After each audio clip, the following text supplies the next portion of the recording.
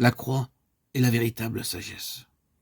Comme nous lisons dans 1 Corinthiens 11, 6, 8, c'est cependant une sagesse que nous prêchons, mais une sagesse qui n'est pas de ce monde.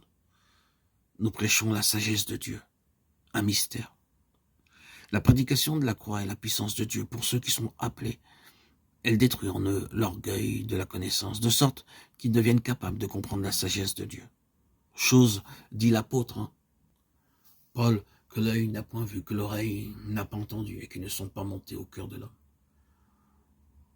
Cette sagesse est un mystère pour le cœur naturel, mais elle est révélée par l'Esprit de Dieu à tous ceux qui aiment le Seigneur.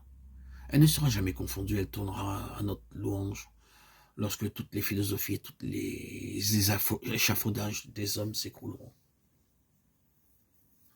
La sagesse de Dieu est un mystère, et le mystère de Dieu, c'est Christ, en qui sont réunis tous les trésors cachés de sagesse et de connaissance.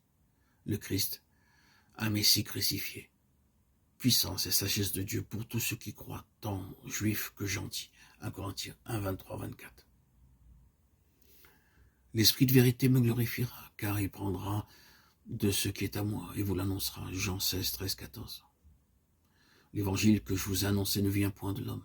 Je ne l'ai ni reçu ni appris d'aucun homme, mais je l'ai reçu par la révélation de Jésus-Christ. Galates 1, 12, 14.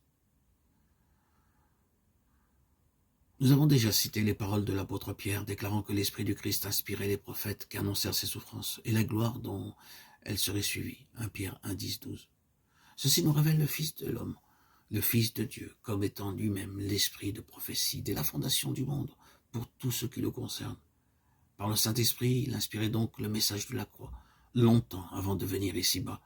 Puisqu'il en fut ainsi autrefois durant les siècles antérieurs à son sacrifice, il est peu probable qu'aussitôt après la tragédie du calvaire et son retour auprès du Père, le Seigneur ait laissé à la seule sagesse des hommes le soin de proclamer et d'interpréter le calvaire.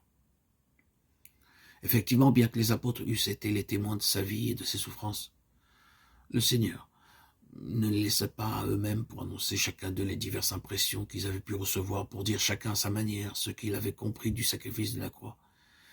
Réunis dans la chambre haute au jour de la Pentecôte, ils reçurent le Saint-Esprit, lequel les pénétra, les remplit et les équipa pour leur activité de témoins. Le Saint-Esprit, don du Père, vint en eux à la demande du Fils, pour rendre témoignage au Fils, à sa mort et à sa résurrection. C'était là l'exaucement de la promesse.